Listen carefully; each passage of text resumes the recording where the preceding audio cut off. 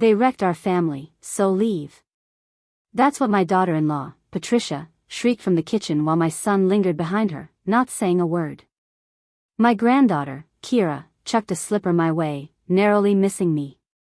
My grandson, Declan, just stood there, eyes fixed, not even blinking. Nobody stepped in to stop it. No one offered me a hand. So, I grabbed a single bag, stuffed in a few things, and stepped out into the chilly night. A month later, my phone kept buzzing like crazy, over 60 missed calls and one lone message. "Mom, please, it's about Declan. He's gone." That's when it hit me, they weren't reaching out to say sorry. They needed me because their secret was unraveling. Before I dive into this, hit that like button and subscribe if you're new here. Also, I'd love to hear from you all. What's one life lesson everyone needs to learn before it's too late? Drop it in the comments below. Thanks. I can't quite recall what I was up to when the chaos erupted. Probably folding laundry, like I usually did that time of day, when everything just blew up. "You've destroyed us." Patricia, my son's wife, hollered, her voice cutting through the house like a knife. Then Kira, my 20-year-old granddaughter, piled on, yelling over her mom. "Why'd you have to blab?" Serena, Patricia's younger sister, was sprawled on the couch like she owned the place and chimed in. "Go on, Evie, speak up. Feeling good about yourself?" I wandered into the hallway, still clutching one of Marcus's t-shirts, my only kid, the one I raised alone, and saw them all lined up, like they'd practiced this ambush. Patricia stood there in her fancy silk robe, face flushed, waving some papers I didn't recognize. Marcus hung back, arms folded, lips sealed, like always when things got messy. He didn't stick up for me. Never has. "What's my crime here?" I asked, keeping my voice steady even though my heart was pounding. Kira let out a cruel, biting laugh. "Don't act clueless. You spilled the beans, and now we're in deep trouble." I glanced at Marcus, hoping for a clue. He just looked at the floor. Patricia took a step toward me, her eyes blazing. "Everything we've worked for, poof, gone, because you couldn't keep quiet on a phone call." I was genuinely lost. I hadn't said a word to anyone about them. I don't gossip, don't even leave the house much. I stick to my corner, like they prefer. "If you're gonna yell, at least tell me what I did wrong," I said, softer than I felt inside. Serena smirked, folding her arms. Oh, now she wants a heart-to-heart. How cute. Patricia thrust the papers in my face. "Do you even get what you told those people about Marcus's jobs? People who report that stuff?" My stomach sank like a stone. I remembered a call from 10 days back, some lady from the doctor's office asking about household income. I'd mentioned Marcus picking up side gigs despite being on disability. It was just chit-chat, not meant to hurt anyone. I didn't know it'd cause trouble. "No," Marcus finally spoke, cutting me off. "You never think things through. That's your problem." I stepped back, my hands starting to tremble. Down the hall, Declan, my 16-year-old grandson, Kira's little brother, leaned against the wall, earbuds in, silent. He didn't say a word, didn't budge, just watched it all unfold. Kira snatched a slipper off the table and flung it at the wall near me, shouting, "You've caused enough harm. Get out." Patricia nodded, like it was a done deal. "You're not spending another night under this roof." I shuffled to my room, moving slow. No one stopped me. I tucked the t-shirt into my bag, grabbed just the essentials, a coat, my purse, my meds, and left the rest behind. As I zipped up, I could hear them in the other room, scheming, ranting, maybe even gloating. Serena muttered something like, "About time she's gone." I walked back through the hall, past Declan, who didn't even flinch. I opened the front door, and the cold air hit me hard, but I didn't care. I stepped out with one bag, no car, no plan, still clueless about what I'd supposedly destroyed. About 6 weeks before that, the house had the same heavy vibe, quiet, tense, but not yet a war zone. I'd wake up at 5 every morning, not because anyone needed me, but because that's been my routine for 50 years. I'd brew coffee, fold the towels Patricia left in the dryer, and clean the counters before anyone else got up. No one asked me to do it, and no one said thanks. That was just how it went. Declan would drift through the kitchen around 6, eyes glued to his phone, never glancing my way. Kira wouldn't show her face until almost noon, usually grumbling about a headache or some job she hated. Patricia would float in mid-morning, already annoyed, scrolling her phone and sighing about how she wished the house was quieter. I did my best to fade into the background. That was the unspoken rule, even if no one ever said it outright. Marcus worked nights sometimes, or not at all. I stopped asking about it years ago. There were times he'd stay home for months, citing back pain or issues with paperwork. All I knew was that when money got tight, the air between him and Patricia turned toxic. I didn't pry, it just made me the bad guy. My room was really just the guest room, shoved in the back near the noisy laundry machines. No window, just a vent that rattled at night. My stuff was packed in plastic bins since the closet was crammed with Patricia's coats and Kira's extra shoes. I had one measly dresser drawer to call my own. I didn't complain. I told myself, they're letting me stay here. That's enough. Around that time, Serena started hanging around more. She didn't live with us, but you'd think she did. She'd waltz in without knocking, help herself to the coffee I paid for, and toss out little jabs like, "Still here, Evie?" Patricia never called her out. Marcus didn't even notice. Serena had this knack for making me feel like I was crashing in my own son's home. She'd riffle through mail on the counter or prop her feet on the coffee table while watching TV. Kira adored her, they were thick as thieves, closer than Patricia and Serena even were. The house felt like some exclusive club I wasn't invited to. One morning, I was buttering toast when Serena strolled in, wearing Patricia's robe like it was hers. She poured herself some coffee and leaned against the counter. "Hey, Evie," she said, her voice dripping with fake sweetness. "You been chatting with anyone at the clinic lately?" I looked up, caught off guard. "Just some insurance lady." "Why?" She shrugged, casual as anything. "No reason. Those people always ask such nosy questions, right?" I nodded. "Yeah, they asked who lives here, about income, the usual stuff." Her smile stretched too wide. "Hope you didn't say anything they could spin the wrong way. You know how the government twists things." I frowned but brushed it off. Didn't think much of it then. I went back to folding clothes, wiping down surfaces, staying out of everyone's way. But the way Serena eyed me stuck with me, like she'd just dropped a seed and was waiting for it to sprout. It was a quiet Thursday morning, nothing pressing on the horizon. I was in the kitchen folding napkins when my phone rang, a routine call from the clinic about my blood pressure check and med refill. The woman on the line was friendly, just going through her checklist, confirming my address, asking who lived in the house and if anyone else brought in money. I answered straight up, not overthinking it. "My son Marcus owns the place," I told her. "He's on disability, but he picks up small cash jobs now and then to help out." It was the honest truth. I didn't think it was some big secret. I figured everyone stretched the truth a bit to make ends meet. The lady didn't make a fuss, just said, "MHM," and moved on to her next question. The call was over in maybe 12 minutes. I hung up, went back to cleaning the counter, and didn't give it another thought. I didn't even realize Serena was perched at the kitchen island until her voice broke the silence. "Those clinic folks sure ask some odd questions, huh?"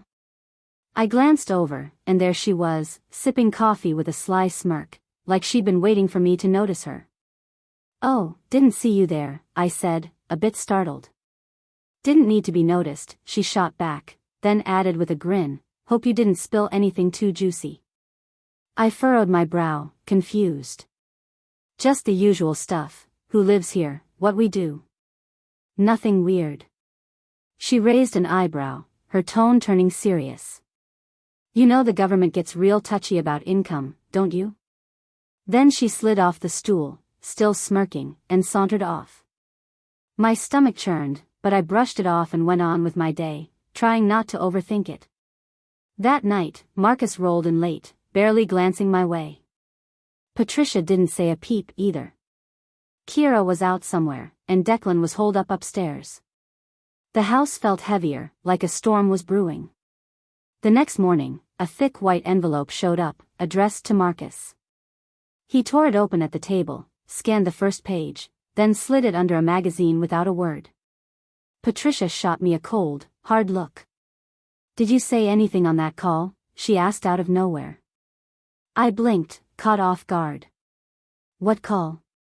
"Your doctor's office or whoever, asking about the household, income, all that." I shrugged. "I just told them the truth. Marcus picks up side jobs sometimes. Small stuff." "Why?" Her eyes narrowed, and her voice turned icy. "You know he's not supposed to report extra income while on disability, right?" My throat went dry. I didn't mean to cause trouble. I was just answering their questions. Serena piped up from the hallway. "Whoops, guess the secret's out now, huh?" I stood there, frozen, while Marcus silently flipped the envelope shut, acting like it was no big deal. I didn't fully grasp what I'd done wrong yet, but I could feel something had shifted. For the first time in weeks, they didn't scatter when I walked in, they stayed, staring, judging, waiting. Within 3 days, the whole vibe in the house turned upside down. I woke up the next morning to Patricia's voice slicing through the hallway, pacing as she argued on the phone. "I don't care what the papers say, we were never told. Now everything's locked up. How's that even fair?" I stayed in my room, like I'd learned to do over the years, keep quiet, stay out of sight. But her words still seeped through the walls. "Yes, he's on disability. No, I don't know why this is happening. No, I don't know who tipped them off." Click. Silence. I waited a couple of hours before heading to the kitchen. The TV was off, and the air felt thick, like something big had gone down overnight. Marcus was at the table, still in his sleep shirt, staring at a stack of mail. The second I stepped in, Patricia spun around, her eyes red and puffy. "You said too much, Elaine," she started, her voice low and accusing. I opened my mouth, but she cut me off. "You told them about Marcus's side gigs. That's what triggered this. They flagged it, and now everything's frozen, his checks, our benefits, the rent help, all of it." Marcus didn't even glance up. "I didn't know," I said softly, my voice shaking. I wasn't trying to hurt anyone. Patricia snapped, "You think good intentions matter when the money's gone? You told a system that doesn't care, and now they're poking around." I looked at Marcus, desperate for him to say something. He just let out a slow breath, eyes still down. "You should have known better," he muttered. That was it. I backed out of the room, legs wobbly, mind racing, replaying that call over and over. Did I really say, work? What exactly did I tell them? I couldn't pin it down. The next day, Serena showed up earlier than usual, strolling in without knocking, like always. She waltzed into the kitchen and announced loudly, "So, I hear our resident tattletale stirred up a mess with the government." Kira, munching cereal at the counter, snickered without looking up from her phone. "She's a walking disaster, Mom. Like, why do we even let her stay?" Patricia mumbled something under her breath, then added, "She's lucky we gave her a corner to sleep in." I waited a bit, then walked out, pretending everything was fine. No one acknowledged me. I passed by to grab a glass of water, and I could feel their eyes avoiding me, like they were putting on a show, treating me like I wasn't even there. Serena sipped her coffee and tilted her head. "Maybe you're just getting a bit fuzzy, Elaine. Old minds mix up what's private and what's not." Kira giggled. "We should slap a baby monitor on her, catch what else she blabs." My hands trembled as I poured the water, but I kept quiet. I knew now this wasn't just anger or a misunderstanding. This was a plan, a deliberate move to punish me. They weren't just upset, they were gearing up to push me out, and not even my son was going to stop them. For days after that envelope arrived, after the cold silences and Patricia's sharp words, I knew the damage was permanent. I kept hoping someone would cool off, maybe admit I didn't mean any harm, but things only got uglier. The house turned into a theater, and I was the prop they all danced around. I overheard Serena on speakerphone, talking to someone, saying things like, "Elaine's losing it, becoming a real issue," followed by a fake whisper, "and she's not even chipping in for rent." That night, Patricia and Serena decided to throw a girls' night at the house, something they hadn't done in forever. I stayed in my room, hoping they'd keep it quiet. I was wrong. The music wasn't loud, but their laughter was sharp, fake, meant to pierce through walls.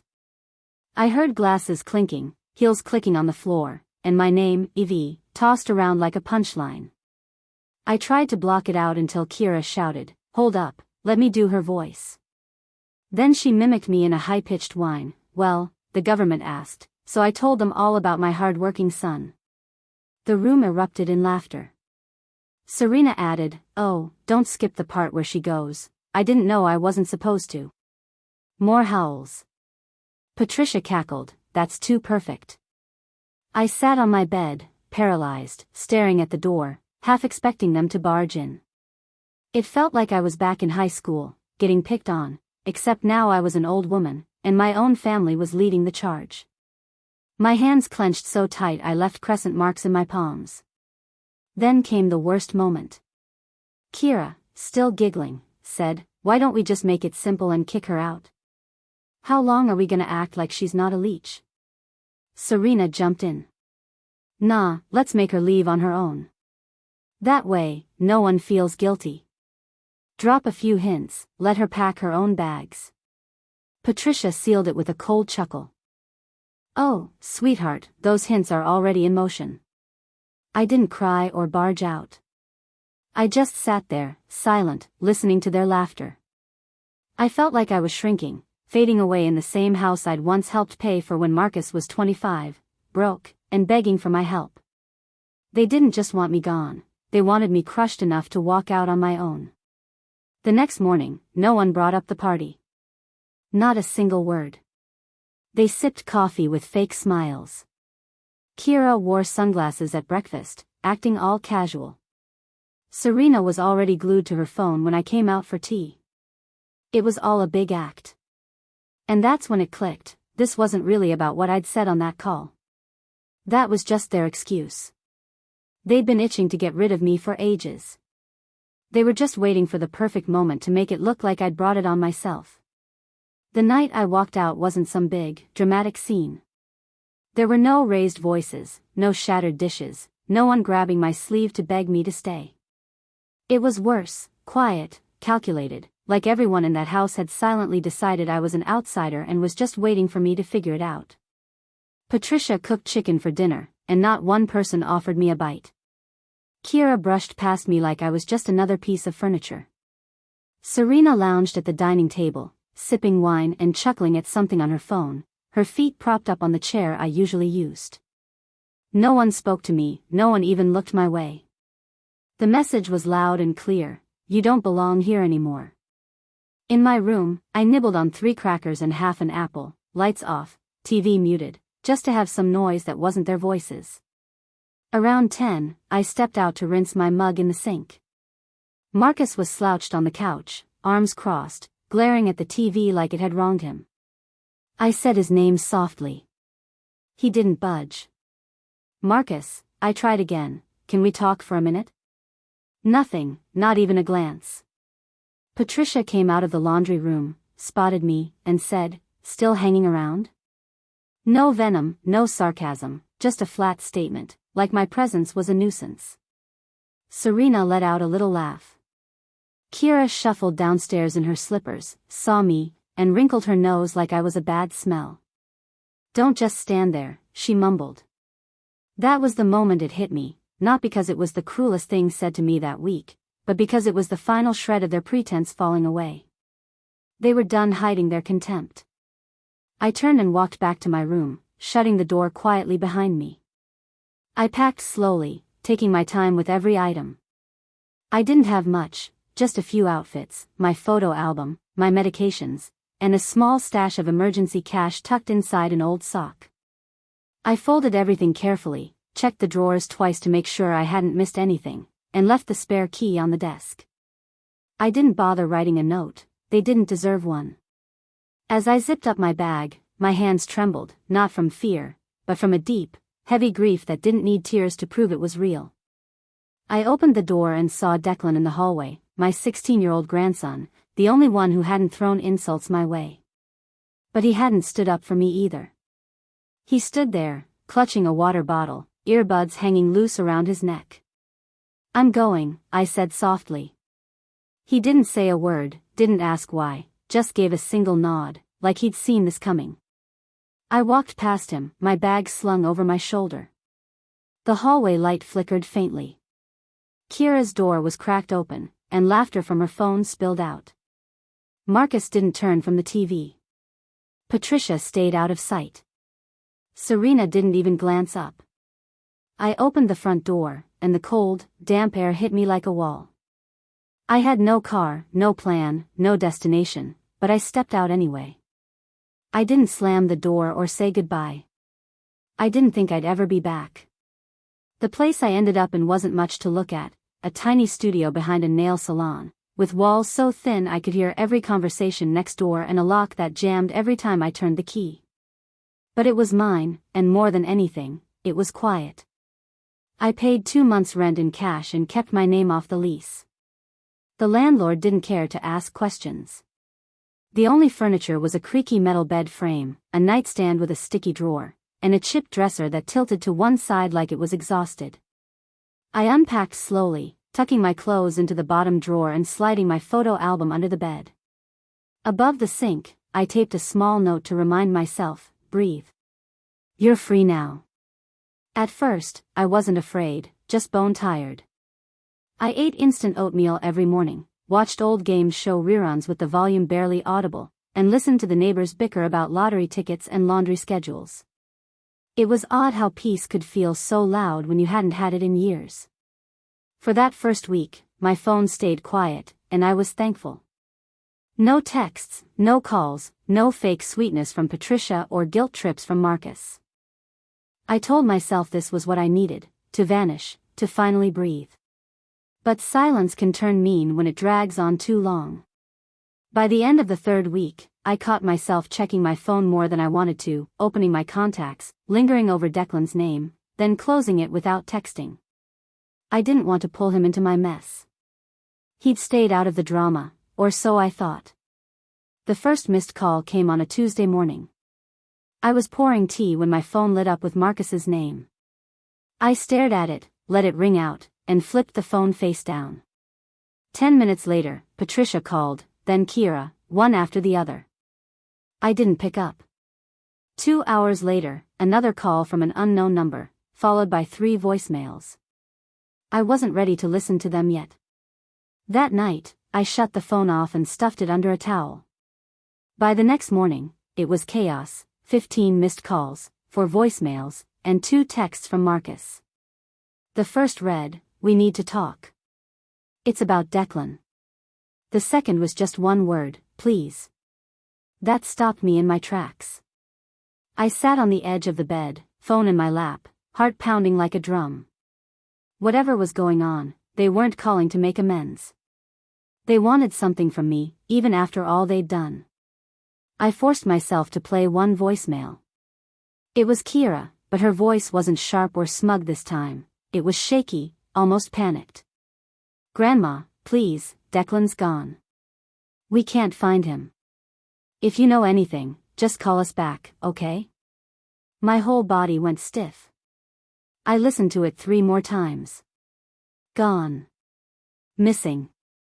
My mind spiraled, picturing every possible scenario, every dark alley, every place he might be. I hadn't reached out to him since I left, hadn't checked on him, hadn't even asked how he was holding up. I turned the phone off again, not out of anger, but because I couldn't catch my breath. In the months since I'd left, they hadn't cared if I was dead or alive. Now my phone was blowing up, and all the possibilities boiled down to one thought: Declan was always the quiet one, the observer, the one who didn't lash out. If he was gone, something, or someone, had driven him to it. And deep down, I had a sinking feeling I knew what it was. I didn't sleep that night, not even for a second. I lay on that squeaky mattress, phone face down on the nightstand, staring at a water stain on the ceiling that looked like a warped heart. Every noise outside, footsteps, a car horn, a dumpster slamming, made me jump, and every time I thought of Declan, my chest tightened like I was suffocating. By morning, I couldn't stand it anymore. I powered on the phone, and the notifications poured in: 20 missed calls, 5 more voicemails, and a string of texts, all saying the same thing: he's missing.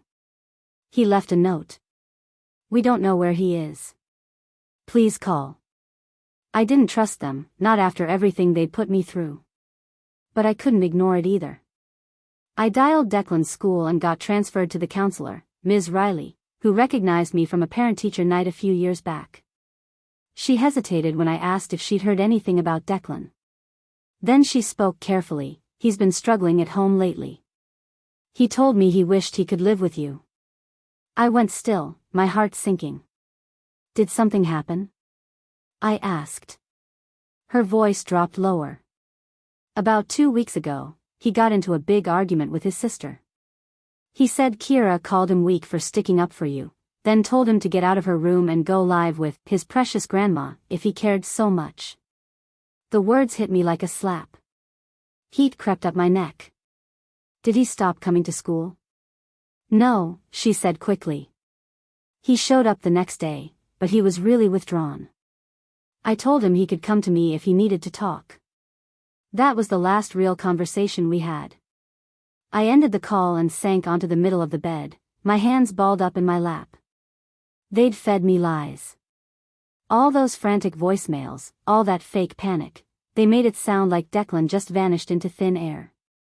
But the truth was uglier: they'd pushed him away, emotionally and maybe even physically, then tried to spin it like I was the one who'd left him high and dry. My phone buzzed again: Patricia. I ignored it. Then Serena called. I swiped decline. Then Marcus. I picked up that one. Hello, I said, my voice flat. There was a long pause.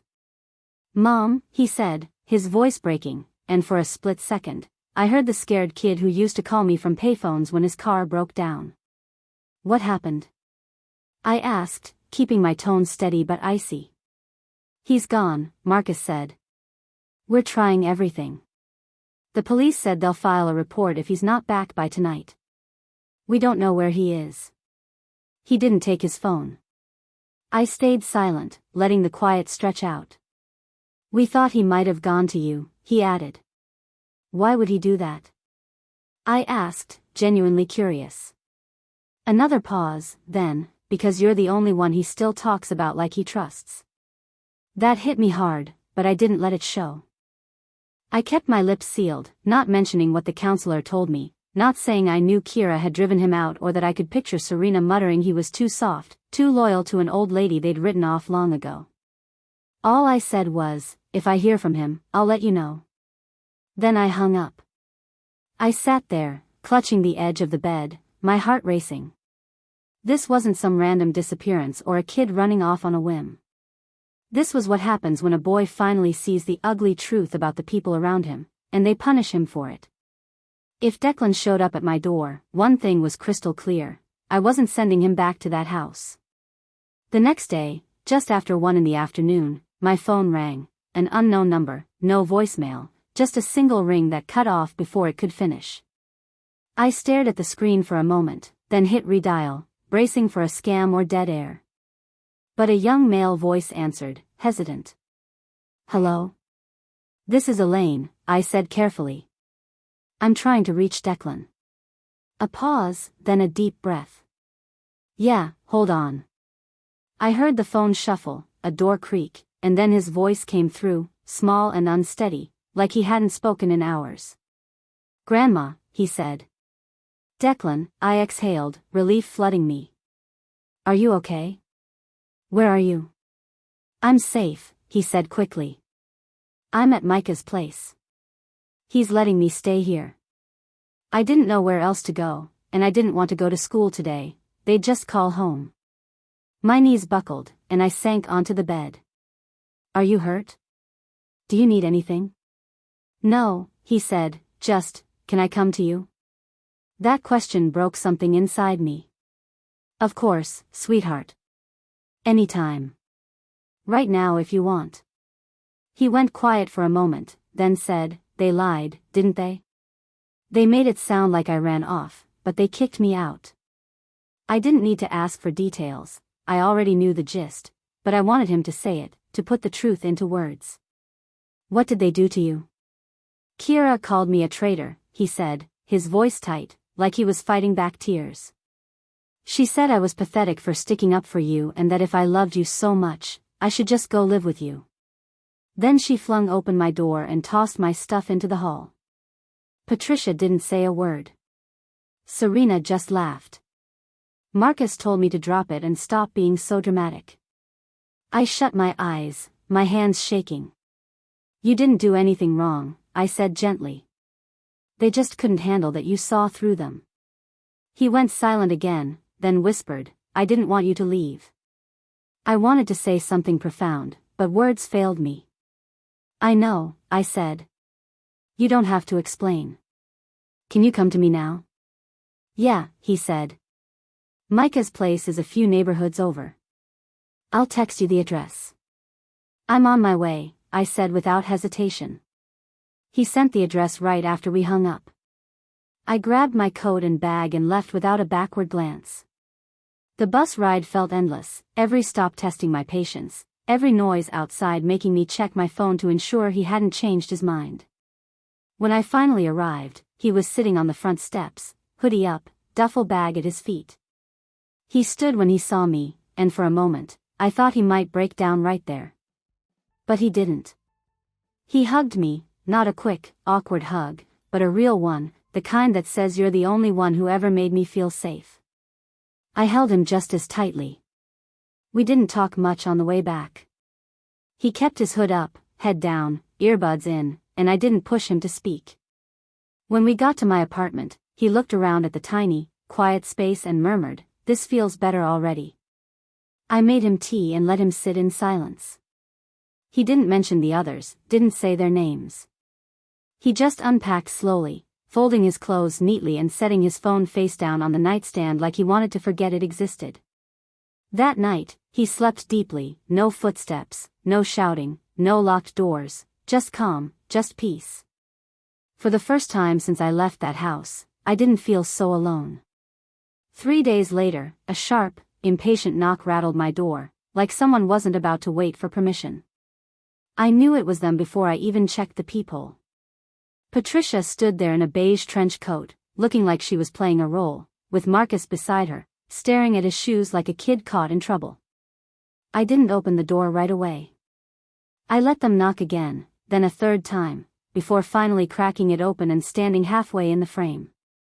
"We just want to talk," Patricia said quickly, her eyes darting past me, probably checking for Declan. "This isn't about fighting," Marcus added, still avoiding my gaze. I didn't say a word, just opened the door a bit wider and stepped aside.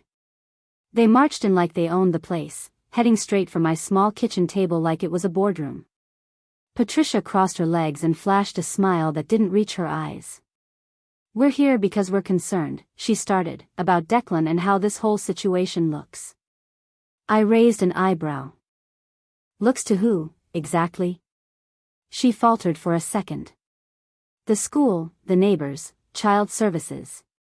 He's only 16. People are starting to ask questions." I leaned against the counter, arms crossed. "And who decided to throw his stuff into the hallway?" That erased her fake smile. Marcus squirmed in his chair. "He was acting out," he mumbled. "He called us out in front of everyone, said we were abusive. You know how that sounds." "Sounds like he was telling the truth," I said, keeping my voice even. "He was scared, and you didn't like that."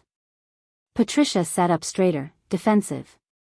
"You have no idea what it's like raising 2 kids, paying bills, dealing with a sister who's always around and a mother-in-law you've wanted gone since the start, I finished for her. Let's not pretend this is about Declan's well-being. This is about covering your tracks. Her mouth twitched, but she didn't argue. Marcus finally looked up. Is he okay? He asked. He's not answering our calls. He's safe, I said. And no, he doesn't want to go back. He's made that clear. Patricia scoffed. He's a kid. He doesn't get to make all the decisions. He's 16, I shot back. Old enough to know when he's being played. Old enough to know who's there for him when things fall apart. She leaned forward, voice sharp. What, you you think you can just keep him? This place is barely a closet. Better a closet full of peace than a house full of venom, I said. The silence that followed was heavy. They glanced at each other, then back at me.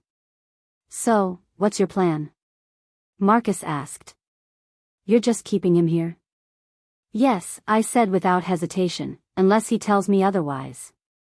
Patricia's voice edged up. You don't have custody. You don't have any rights.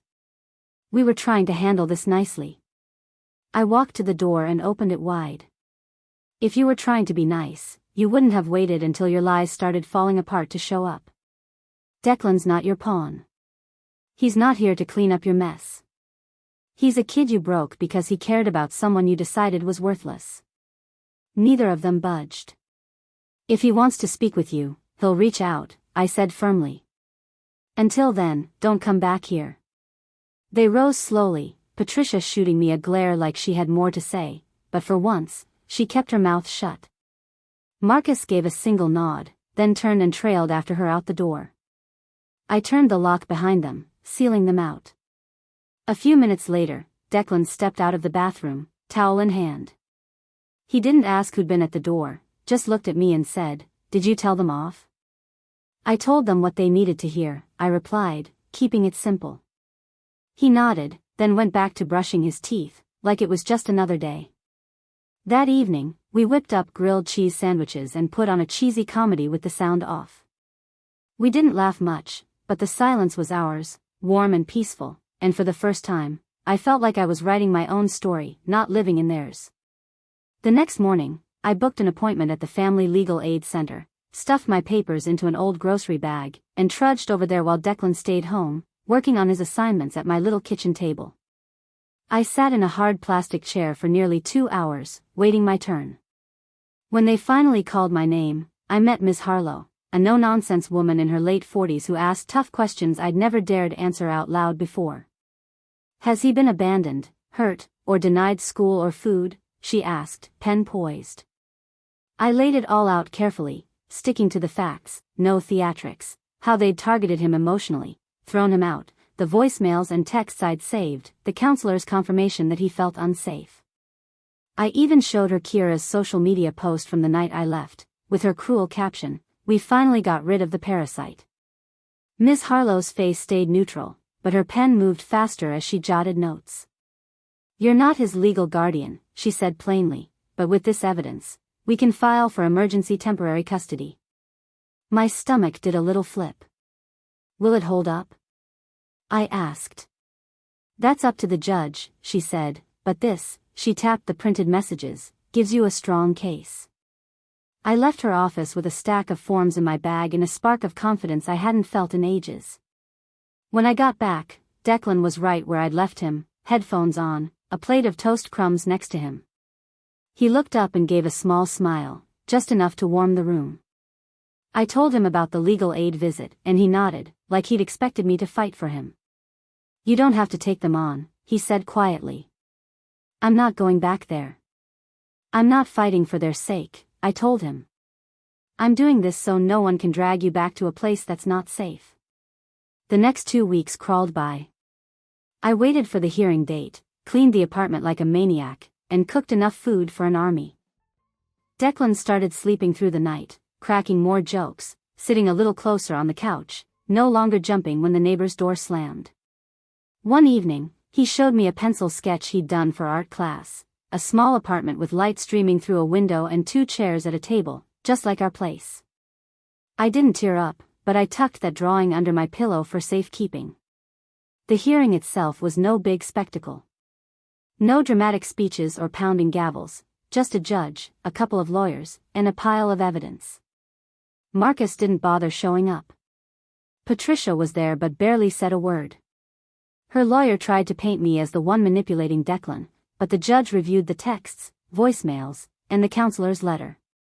He listened carefully, looked at me, then Declan, then Patricia, and signed the order. Temporary custody granted. I walked out of the courthouse holding Declan's hand, like he was a little kid again, not a teenager. We didn't talk on the way home, words weren't necessary. Back at the apartment, I made mac and cheese with real butter, not the powdered stuff, and we ate on the floor since we still didn't have a proper table. It didn't matter. That night, I knew no one could take him away from me. No one could silence us anymore. The family that once used guilt to keep me small had lost the only person who truly saw me. This wasn't about vengeance, it was about breaking their cycle for good. It's been 3 months since the court gave me temporary custody. Not one person from that house has come knocking since. No calls, no messages, no Serena or Kiera, no Patricia showing up with crocodile tears. Even Marcus has stayed away. At first, I braced for them to regroup, maybe launch some legal counterattack, but the silence held. Then it hit me, they didn't lose Declan by mistake. They discarded him the moment he stopped playing their game, stopped being their quiet, obedient shield. He's mine now, not like property, but like someone who chose to stand by me when everyone else told him to walk away. Our apartment's still tiny, still cheap, still noisy from the nail salon downstairs. But now there's life in it. Declan's drawings pinned to the walls, grocery lists stuck to the fridge, and 2 chairs at the table instead of 1. I cook breakfast, and he actually eats it. He does his homework on the couch while I knit, read, or water the fake plant by the window I keep forgetting isn't real. We laugh sometimes, not all the time, but enough to feel like we're home. The other day, Declan asked if I'd ever go back to the old house, not to live, just to talk. I gave him the honest truth. I didn't leave because they forced me out, I said. I left because I finally saw they'd never stop trying to make me feel like I didn't matter. He didn't respond, just nodded and slid me the last piece of toast. I don't know what lies ahead. I'm not foolish, temporary custody isn't forever. But right now, he's here, choosing this life with me, and I'll fight to keep it that way. Sometimes, late at night, I think back to the moment I walked out of that house, the biting cold, the crushing loneliness, the shame that made me feel like I'd failed. But I didn't fail. I survived, I rebuilt, and I protected the one person who always saw me for who I am. In doing that, I protected myself too. They screamed that I ruined their lives, like it was an undeniable truth. But I didn't ruin anything. I just stopped lying for them, stopped covering their tracks. I walked away from the role they forced on me, silent, small, expendable, and I took their scapegoat with me.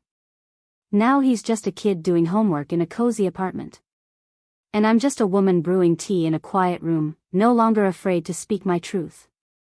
I didn't destroy their lives. They tried to destroy mine, and they lost.